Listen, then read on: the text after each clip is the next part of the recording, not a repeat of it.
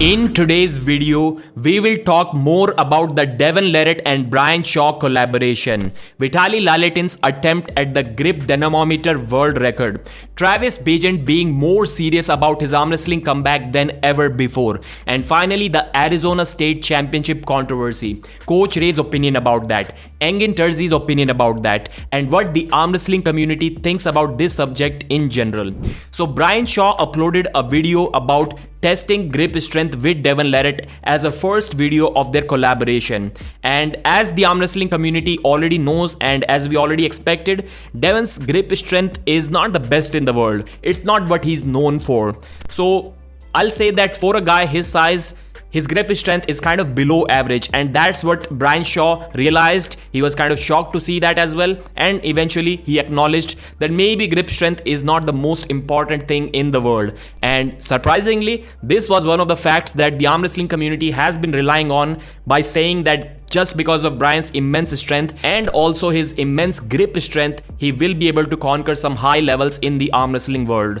So when trying that grip dynamometer, I think it's the same GM150, the one that Vitaly also tries, Devon got about 72.5 kilos.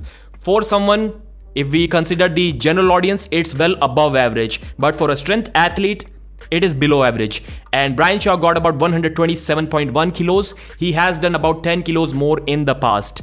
And on the blob exercise, Devon got about 16 kilos and Brian Shaw was laughing really hard. He said that never in his entire life has he ever been so much excited about a 40-pound blob lift. Then when Devon lifted it sideways, the way he's not supposed to lift it, he got about 17.8 kilos. And in this deadlift exercise, he got 56.6 kilos.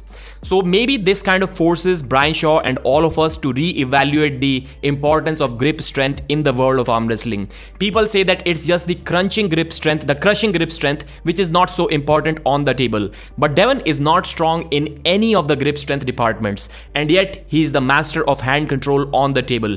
Literally almost no one can take his wrist in this world. So maybe it is not that important, but as Devon says, strength can never be a weakness. Maybe it is not going to translate as much on the table as you would like it to, but still it is not going to harm you in any way possible.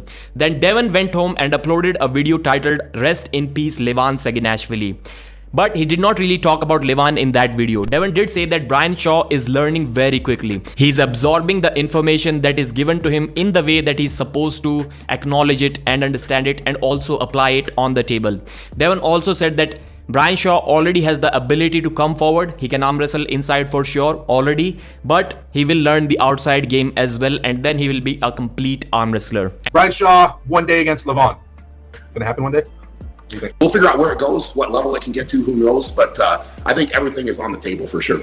And obviously Devon is already joining the Levan Saginashvili versus Brian Shaw hype just for fun, but it does not really make sense. Anyone who knows a little bit about arm wrestling knows already that Brian Shaw cannot defeat Levan Saginashvili, but still it's good that he gets to know how much the arm wrestling community respects his strength, his grip strength, his overall strength, and what kind of expectations we already have from Brian Shaw. This can also backfire if Brian takes really difficult matches and he starts losing, just like Larry Wheels. That can be a huge demotivating factor. But if Brian does not let those losses get into his head, or maybe if he doesn't get those losses, then it can be a really good motivator. Brian also said that at this year's Shaw Classic, which is between 16th to 18th of August, he's already thinking about including arm wrestling one more time, at least the super matches if not the tournaments, because the community, the response from the community has been so awesome. It has been overwhelmingly positive and welcoming towards Brian Shaw. And then he also said that Devon explained everything to him pretty well. He can understand those things, but still he would have to review all of those videos, which confirms that there will be more videos coming out about the collaboration, and Devon did teach him almost everything that he can in such a short period of time. Vitaly Laletin uploaded a grip strength testing video and he got about 164.7 kilos. So initially Vitaly used to be a world record holder, but then he got beat by Nick, and as this post says, Nick, I am coming for you. He's still far off well, maybe few kilos, but that sounds far off when you're dealing with 170 plus kilos on grip strength. He's far off on the left arm, but not so much on the right arm now, and he can actually get this record back. Vitaly is someone whose arm wrestling workouts doesn't seem to interfere with his grip strength, but some other athletes like Levan, who works on their hand all day long and they're always tired and exhausted, their grip strength goes down, but that's not the case with Vitaly Laletin. Travis Bagent is sounding really serious about his comeback. He said that right now he's about 286 pounds and he's probably in the best shape since 2018 Moldova match. The things that make me believe that he's really serious this time, when he said that if Kalinichenko is top 10 in the world, then he's screwed. If he's maybe top 15 in the world, then maybe it can be a good match. So he's expecting himself to be already around top 15 in the world. I doubt that's the case, but it's good if Travis trusts himself and not just jokes about it. Travis also said that he believes he's already #1 in North America and he's willing to prove it anytime he gets the opportunity. Speaking about his match against Kamil Jablonski, he said that so far in his career, he has never had any kind of trouble against a presser on the left arm, unlike his right arm where Jerry used to beat him lots and lots of times. But on the left, nobody has beaten him. But the question can be, has he faced any pressure on the left arm? Because there was only Jerry at world level who can do that move at such a high level. But now we have Kamil Jablonski on the left arm. So can Travis do to Kamil on the left what he did to Jerry on the right in 2016? That remains to be a big question. My answer would be a big no. At the recent Arizona State Championship, Arsen Kachetyan took second place after Andrei Shargovich, and Arsen got tested positive for steroids in 2022 WAF competition. So now the question is, why was he allowed to compete there? The promoters are saying that they did not know about it, which is fair enough, but Coach Ray called them during the event telling them that Arsen should not be allowed to compete.